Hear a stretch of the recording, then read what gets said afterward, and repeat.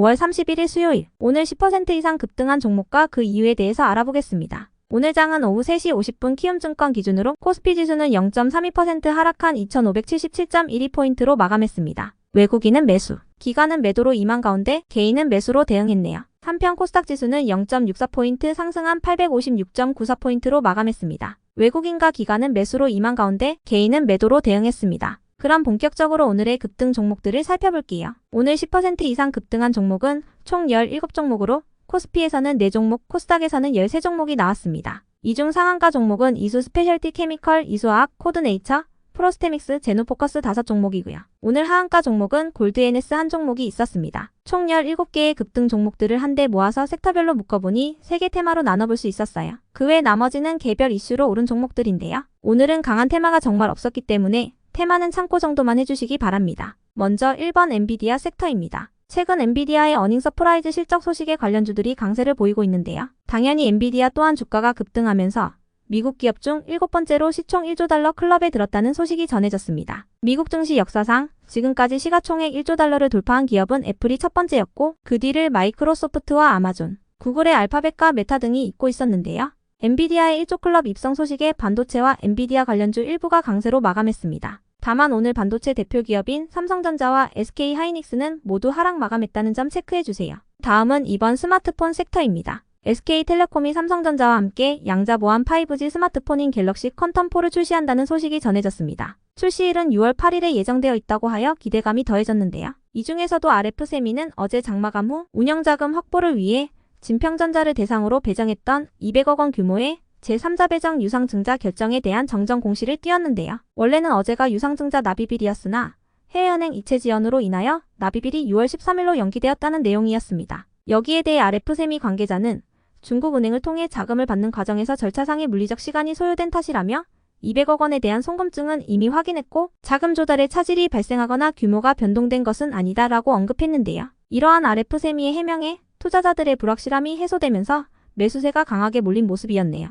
다음은 3번 전기차 섹터입니다. 바이든 대통령과 공화당 하원 의장이 합의한 부채한도 상향 최종 합의안이 미국 하원 운영위원회를 통과했다는 소식이 전해졌습니다. 해당 소식에 미국 부채한도 합의가 드디어 이루어질 것이라는 기대감과 더불어 인플레이션 감축법이 원활히 진행되며 2차전지 기업들이 수혜 기대감을 입었는데요. 한편 머스크의 중국 방문 소식에 테슬라의 주가가 어제 200달러를 넘겨 마감하면서 오늘 전기차를 비롯한 2차전지 관련주 일부가 상승했습니다. 그 중에서도 한국전자금융은 이베스트 투자증권에서 한국전자금융의 무인주차장 및 전기차 충전 사업에 대한 기대감이 있다고 언급하면서 매수세가 몰린 모습이었네요. 그 외 나머지는 개별 이슈로 오른 종목들인데요. 먼저 이수화학과 이수화학의 인적 분할로 분리된 이수 스페셜티 케미컬이 거래 재개 첫날 상한가로 마감했습니다. 이수화학은 분할을 결정하고 4월 27일부터 거래가 정지되었었는데요. 거래 정지 당시 이수화학의 주가는 41,000원대였으나 전고체 전지 소재 사업을 이수 스페셜티 케미컬에 분할하면서 오늘은 그의 절반 수준인 27,000원의 시초가가 형성되었습니다.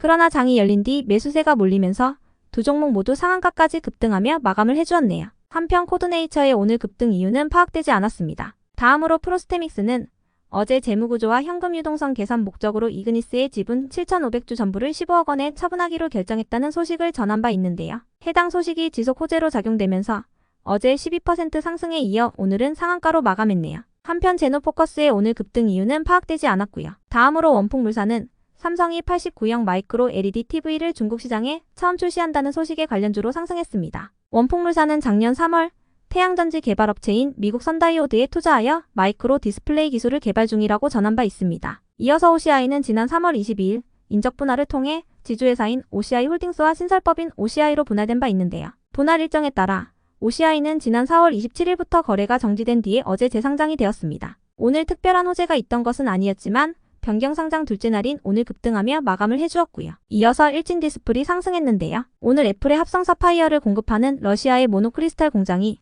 우크라이나의 폭격으로 인해 피해를 입었다는 단독 기사가 있었습니다. 해당 소식에 합성 사파이어를 생산하는 업체인 일신 디스플이 반사이익 기대감에 상승한 것이라 추정되네요. 한편 파멜시는 식품의 약품안전처로부터 황반 변성 항체 치료제에 대한 임상 일상 시험 계획 승인 소식이 재조명되며 실적 호전 기대감에 상승했다고 알려졌고요. 이어서 셀바스 헬스케어는 장중 주식회사 이소이비와 210억 원 규모의 체성분 분석기 공급 계약 체결 소식을 알리며 상승했는데요. 해당 계약은 최근 매출액 대비 76% 규모라는 소식에 장중 20%까지 고점을 찍기도 했었네요. 끝으로 오늘은 하한가를 간 종목도 하나가 있었습니다. 골드NS는 학원 프랜차이즈, 온라인 교육, 방과후 학교, 출판 등의 사업을 하는 기업으로 오늘 하한가를 갈 만한 이유나 공시는 파악되지 않았습니다. 다만 최근 차트가 SG증권발 하한가 사태를 맞았던 종목들과 비슷하다는 특징이 있었는데요. 하지만 매도 상위 창구에 SG증권은 없었으며 장마감 후 소수 계좌의 거래가 집중되었다는 부분 때문에 투자주의 종목으로 지정되었으니 체크해주세요. 여기까지 오늘 10% 이상 급등한 종목들을 알아보았습니다. 내일도 성투하세요.